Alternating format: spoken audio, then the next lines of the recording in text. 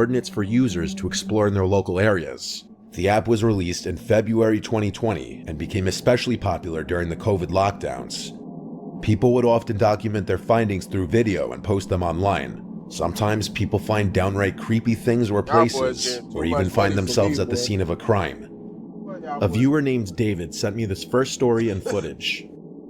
It was August of 2020. The weather had been good, and so he and a friend decided to use Randonautica out of boredom. They generated 4 anomalies in total, since the first 3 were in someone's backyard or inaccessible locations. In the app, anomalies are points that can be either attractors or voids. Attractors are clusters of random points that are very dense, while voids are clusters with a very low density. The 4th anomaly looked promising, and so the 2 friends drove there. You can see on the screen the street they drove down, followed by the small path they went down after parking. The anomaly had a radius of 470 meters, so it was a fairly big area, but they didn't have to look around for long before making a bizarre and honestly creepy discovery. This is a photograph of the path they walked down, and as they walked down, they stumbled across a note stuck through a stick. On the outside of it, it read, "Write down your cell phone number."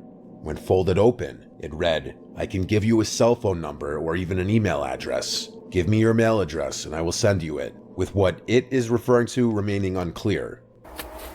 So you can see, first of all, it says write down your cell phone number. When you fold it open, ich kann dir eine Handynummer geben oder sogar eine E-Mail-Adresse. Gib mir eine Mailadresse und ich sende es dir. So it says somewhere along the lines, I can give you a cell phone number or even an email address. Give me an email address and I'll send it to you. Right. So yeah, that was just hanging on this tree here, on this branch, this piece of paper. I'm gonna put it back.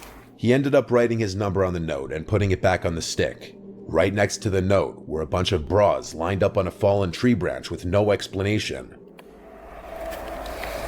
So, yeah, that's a bunch of bras. In total, 1, 2, 3.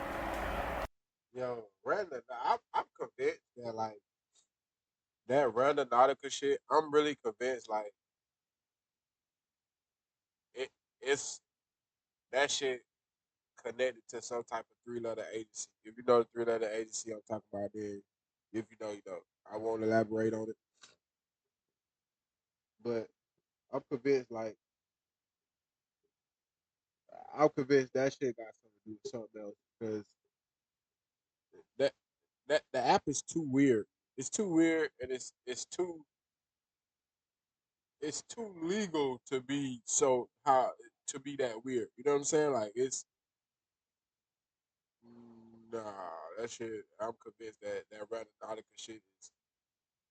I'm convinced that shit is tied to some whole other shit. 4, yeah, and there are 5, 6. There are more. These items couldn't have been left there for more than a few days, as they were discovered on the 6th of August, and the last rainfall was 3 days earlier, yet the piece of paper showed no signs of ever having gotten wet. Among some of the other things that the friends found at the scene were 2 packages of condoms and a pot that was seemingly used for a fire. The friends returned the next day on the 7th, and the note where he wrote down his number was gone. A few days later, he got a text from an unknown number just saying hi. He answered saying, "Hi, who is this?" The number then replied his address, and at this point he blocked the number. Whatever or whoever this little scene was meant for remains a mystery. This following footage, posted online by Taylor Vasquez, documents her disturbing findings when also using Randonautica. She downloaded the app and generated a location not far from her house. The location turns out to be an abandoned creek-looking area. So I keep seeing that Randonut thing all over TikTok and I really want to try it out. So I just downloaded the app and I found a location that's like 1.5 miles by my house. So I'm gonna go check it out and see if I can see. Nothing seems out of the ordinary at first, and it seems like a typical random location the app could lead somebody to, until she finds a series of disturbing drawings, seemingly done by a child. Pretty creepy. I'll go see what that is. Okay, so I just opened up one of the photos and it's whatever the fuck that is. Then we have these random 3. This one's a "It's Your Birthday" with the snowman with And these two I just put together. I've It's like, seen this. play with me. I've seen this video several times. Alright, I think it was just my imagination. I think I'm just hearing shit. As she's analyzing the drawings, she suddenly hears an unsettling sound. Play with me. It sounds like the voice of a young child, but the video cuts here. On a later date, Taylor returns to the creek, but this time there are new drawings that weren't there last time. According to her, these ones being even creepier than the previous series of drawings, with one of the drawings being a sigil of Baphomet. As she's distracted by the drawings, the voice of a child can once again be heard in the background. If they have messages on them, because then, like, those look like symbols. At first, she doesn't seem to hear it, but once she does, she makes a dash for it and the video cuts. I don't really see anything else, so like... After uploading the video to TikTok, a viewer pointed out what appears to be the face of a young child peering from behind a tree. No one was with me, and tell me if you guys think that looks like a ghost child, because I don't know. Taylor uploads another video analyzing a journal she picked up from the creek, with each page revealing another unsettling message. Taylor returns to the creek one last time, and finds not only a Ouija board made out of a piece of cardboard, but also a large knife sitting next to it. This was the last time Taylor dared to return to the creek, and so whatever was going on here will remain a mystery. As with many things posted on the internet, there's no 100% proof that this whole series of videos weren't staged. However, there were certain aspects of the videos that viewers feel make them feel more realistic, mainly the weathered-looking pieces of paper that contain the drawings, along with the disturbing image of the child's face in the video. Whether or not this was genuine is really up to the viewer to decide. This story was sent by viewer Davey S. One night as she was scrolling through TikTok, she came across a story about a few teenagers who were using Randonautica, and after following the set of coordinates they were given, reached a secluded beach area where they saw a suitcase washed up that contained something disturbing. But I'll talk more about that in a bit. This went viral, probably like sometime either like a year ago or up to a year ago. This was viral like everywhere. Davey and her roommate Ash saw this and were determined to make their own unsettling discovery on the app. They invited 2 other friends to join them, and when they all got together, they gathered in Davey's room and figured out how to use the app. They set a radius around their current location, 29 kilometers, or around 18 to 19 miles. After hitting the button to get the location, a screen popped up telling them to set their intentions for what they want to learn and experience during the outing. The word they inputted was spooky. The location the app gave was eerily close to her house. Davey and her friends live in a rural part of Alabama on Lookout Mountain, and at the bottom of the mountain is an abandoned steel plant among a few other abandoned buildings in a lower income neighborhood. The location it gave the group of friends was 3 streets away from them. The location was on a very long road that led on for miles and miles without any other intersecting streets. The friends gathered into Davey's car with her friend Misa in the passenger seat and her friends Ash and Beck sitting in the back seat.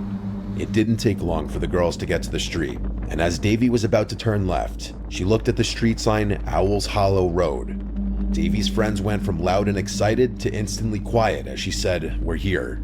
Davey continued driving down this dark road surrounded by trees and no street lamps. It was pitch black at around 1 a.m., so the group was definitely feeling the creepiness factor kicking in. As they approached the destination, Davey pulled to the side of the road. At this point, all 3 of Davey's friends were becoming apprehensive about the whole thing, as they saw a very dark trail that led into the woods. The 4 friends sat in the car for a few minutes and laughed nervously about whether they should go through with this or not, but they all felt uneasy. The group started to agree that it felt like they were being watched. Despite being in a locked car, they felt vulnerable being alone with just a dying phone and a switchblade, so they all agreed to leave, and they pulled off further down the road.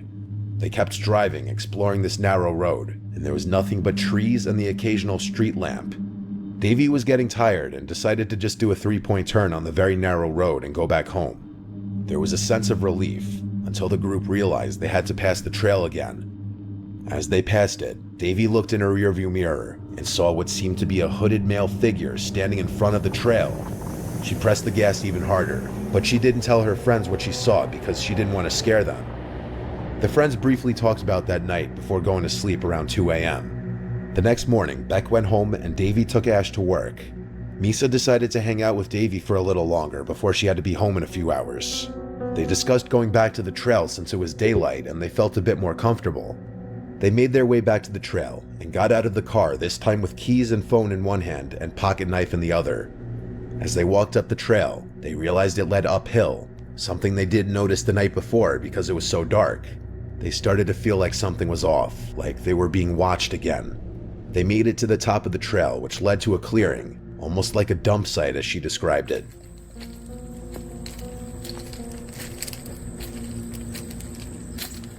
There were tires, fast food garbage, household items, etc. The two started looking around some more and came across a bunch of mattresses scattered throughout the clearing.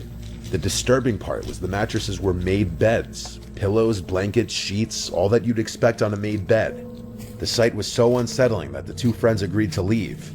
They hurried back downhill towards the car, and about halfway, Misa stopped in front of Davy and pointed into the woods and said, "What is that?" as she spotted a red cooler in a small ditch, something they hadn't seen on the way uphill. They stepped down into the ditch to examine it, and as they walked over to it, all the two friends could smell was the stench of something rotting. Upon looking around the surrounding area, she spotted a dead cat carcass lying a few meters away. Avoiding getting too close to the dead carcass, she grabbed a big stick and tilted the cooler upright, which had a bit of weight to it, making it difficult. Something could be heard sloshing around inside of it like it was full of ice. She shoved the stick into the top of it and opened it slightly, and when it opened, a gust of hot, moist, putrid air hit Davy in the face. Bugs and maggots immediately started coming out of the cooler, along with a horrid smell of decaying overpowering the smell of the cat. Upon opening it a little more, what she saw was a wad of wet, matted black hair. Davy ran back to Misa and yelled to get in the car.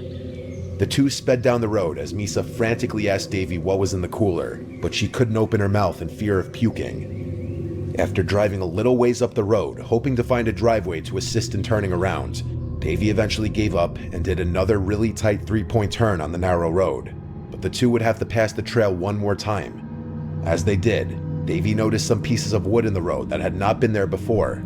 She looked around and saw the same hooded male figure from the night before, standing in the woods. She drove her car over the pieces of wood, damaging the bottom of her front bumper, and then sped off back home. She and her friend returned to the trail one more time since this incident to record the trail, which was the footage you've been seeing. Davy has deleted the Randonautica app and not used it since. Earlier I had mentioned that there was a video that inspired Davy and her friends to try the app themselves. That video was filmed by a couple TikTok users, who each posted their own angles of the video. Guys, we found a suitcase at the Gabby, go. I'll hold your stuff. I don't know. Bro. Oh, wait, open it. Here's the crime. We're gonna get it. Okay, so they're like, guys, there's a bag. Randonautica app generated a location that, when they found a mysterious black suitcase than they had initially thought. The teens called the police away. It took a scoop. The remains of a couple, Jessica Lewis, who was 35, and Austin Wenner, who was 27, were found inside of the black garbage bag in previous murder. A male voice could be heard. Payments was their landlord found inside of the black garbage bag that had previously argued with regarding their rent payments. It was reported by neighbors that on the night of the pair's murder, a male voice could be heard screaming, "Please don't do this, just let me leave," before gunshots were fired. And this was reportedly 10 days before the suitcase was found. The videos had eventually been taken down by the teens. With so many people using an app that's designed to send you to randomly generated places, it's inevitable that sometimes people are going to run into some horrific things that they were not supposed to find. So if you do use the app or anything like it, it's best to just stay alert to your surroundings.